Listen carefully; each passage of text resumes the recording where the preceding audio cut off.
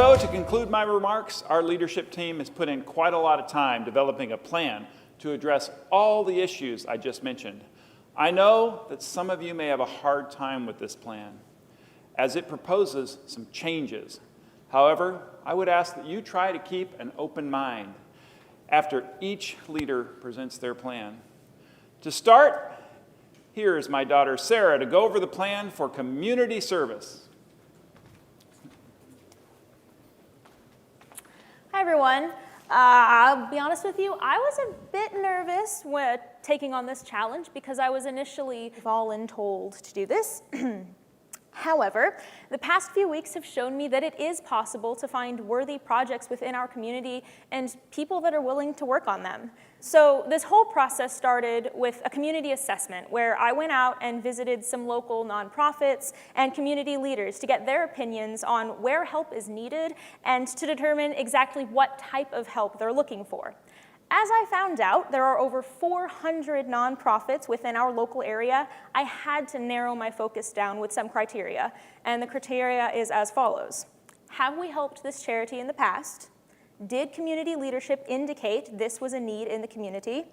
Does it involve children or seniors? Could we recruit other people to join in? And would this charity also be a good partner for our club? In doing so, I was able to narrow my focus down to just a few projects, which I then put in the club survey to see what you guys wanted to do. The result? We are going to start participating in the Youth Center Mentorship Program. Here are the reasons why we chose this program. 1, we have funded it in the past with grant money, and it has even been a district grant in the past using the Rotary Foundation money. 2, I have interviewed the executive director and he is supportive of a sustained effort by our club in this program. 3, our club usually likes programs that we continue year after year. 4, this project was the highest rated in our survey, just beating out Abacuses for Adolescents. Sorry, Uncle John. And 5, we will be providing funds to improve the mentoring facilities, which will be adorned with the new Rotary branding. And 6, we have members with the types of backgrounds to be good mentors. And on a personal note, I have been involved with the center for a year now, and recently, the people that got me involved will be joining our club as members next month, and I just have to say, I am thrilled to have them. I'm recommending that we seek professional help to help get the overhang fixed. We'll use this year's DDF funds from the Rotary Foundation for this project, as it will focus on infrastructure. So these are our projects planned for next year. I think that they'll bring us positive visibility in the community, attract members, achieve current member engagement and satisfaction, and they'll be a beneficiary for our annual fundraiser. Are there any questions? I have a question. Actually, it's more of a comment than a question. I'm putting my abacus away forever. I think this is a great plan. It's going to give me a chance to teach accounting to some of these students. And I'm really looking forward to it. Thanks, Uncle John. So what kind of time commitment are we looking for? Great question. We're looking at an hour a week. We're asking that you commit to that for the full Rotary year, and if you can't make it, we will have members who have agreed to fill in for you if needed. The point is, we need to show up and not let these kids down. Don't we need to get background checks for this program? Yes, the center has a process for that using LifeScan. Everyone who volunteers will need to comply with that, and in addition, our Rotary district requires us to get the club certified in youth protection, so we'll be doing that at a meeting very soon. Thank you. Thanks, Sarah. You are my favorite daughter again. Next up, our fundraising chair, Jimmy.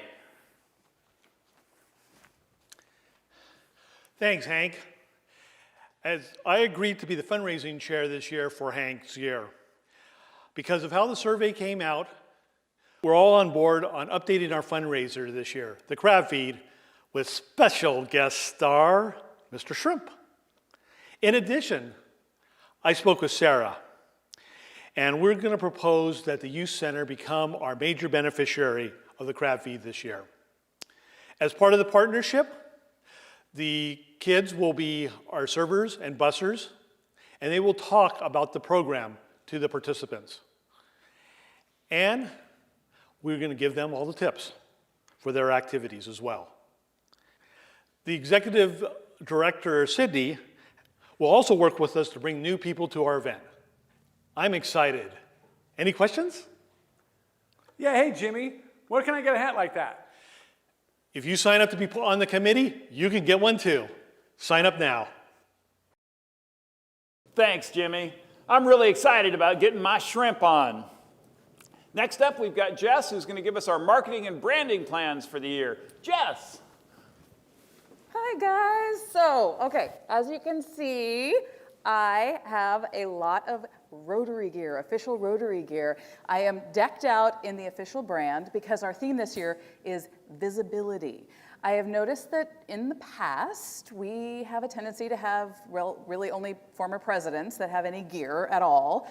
And I wanted to try and change that. So in an effort to get everybody access to the stuff that they can wear and flaunt our Rotary brand, I have invited my good friend Val Meebust from Promote Me to come and join us to show off some of the amazing stuff that she has here. She's got Rotary pins and shirts and hats and the whole shebang. So we definitely want to check out all of Val's stuff.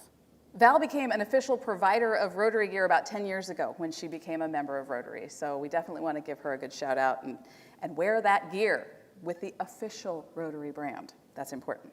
Next, we are going to make a point of promoting everything we do on our website and on Facebook. This means before the event happens, during the event, and after the event. We really need to make sure people know what we're doing, why we're doing it, and then they will want to join us. They will want to become members and support us. They have to know what it is we do, what we stand for in order to do that. And lastly, we will be live streaming all of our meetings using Facebook Live. I know this is going to make some of you a little nervous, but I've spoken with our club service chair, and well, we have some exciting things coming. I don't want to steal his thunder. So any questions? I have a question. We have a lot of old signs with the old logo on it. What do we do with those?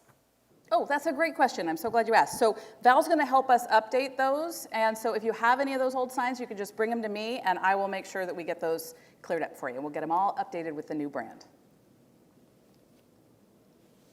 Okay. Thanks, Jess. Next up, our membership chair, Bill. Hello, everyone. So as I stand before you, our efforts have already brought in 3 new members. We're going to be inducting Sydney, Adam, and Luana next month. And this is all a result of our efforts with the community and our first community outreach project. All right. These new members came to us by engaging with the community. All right. And this is what we need to keep doing in the future. Our goal is to increase by a net of 3 new members. You might think, well, we're already done. We've got our 3 new members, but that isn't the case. History has shown that we lose an average of 5 members each and every year. So we're going to need some real efforts to try to pick up and make up for those losses that we anticipate. But I think with what we're doing out in the community and with our efforts in marketing, I think we may only lose 3 members this year. And if we do, that'll be a lot easier to attain our goal of a net of 5 new members. All right? So what do we need to do to achieve this and hang on to the members we have? Well, one, I think we need to be truly friendly and engage with the community and our fellow members. Second, I think we need to provide an avenue for community members to gain visibility into our club and what we're doing, and then give them a way to contact us and learn about us, and then possibly join. I think if we do that, and we have fun, and people see that we're having fun, I think we will have people want to join our club. So, are there any questions? I have a question. So, I am not very good about asking people to join our club. What can I do? Introduce them to me. We can sit down with that prospective member, make them feel comfortable, and find out if the club is a good fit for them. Anybody else? Bill, I'm uncomfortable even talking about Rotary with other people. Well, if you're uncomfortable talking about Rotary, then talk about something else. Talk about what we're doing in Rotary, not necessarily about Rotary, but talk about what we're doing, the community projects that we do, possibly our project at the youth center. Try that approach. Thanks, everybody. Thanks, Bill. So here's the part that I am most concerned with. I think you all know that I am no entertainer. Thank you for being honest. This club really fulfilled the 4-way test there. but it was very clear that these meetings need to change. So as a group, we all met and came up with some bunch of suggestions of things that we can do. And here to tell you about them is Rich. Hello, everyone. I'd like to thank Hank for asking me to chair our club service and start the process of changing our meetings for the better. So some things that came out of the survey we discussed were the following. Number one, we like music, but we don't necessarily feel comfortable singing. Number two, we like positive, inspirational thoughts and quotes that avoid offending anyone from any specific group. Number three, we like visuals, like videos and PowerPoints, because they are more engaging. Number four, we want speakers that educate us, not talk at us. We like updates from the city officials about current events like sports figures, health professionals, teachers, travel, etc. Number five, we want to know about our fellow members and their vocations. Number six, we want to know about the good things and the challenges of our fellow members if they want to share them. Number seven, we want updates on our projects and how we are doing. We're going to follow this list and invest in some tech equipment so that we can make our meetings fun and interesting, so that you will feel good about coming to every meeting and bringing some other prospective members with you. Our meetings will also be available online with Facebook Live, which means we will really have to make sure we watch what we say and do, but I think it's worth it. Are there any questions? Are we still going to have themed events? Yes, but with three distinct differences from the past. Number one, all of our meetings and events are open to all guests.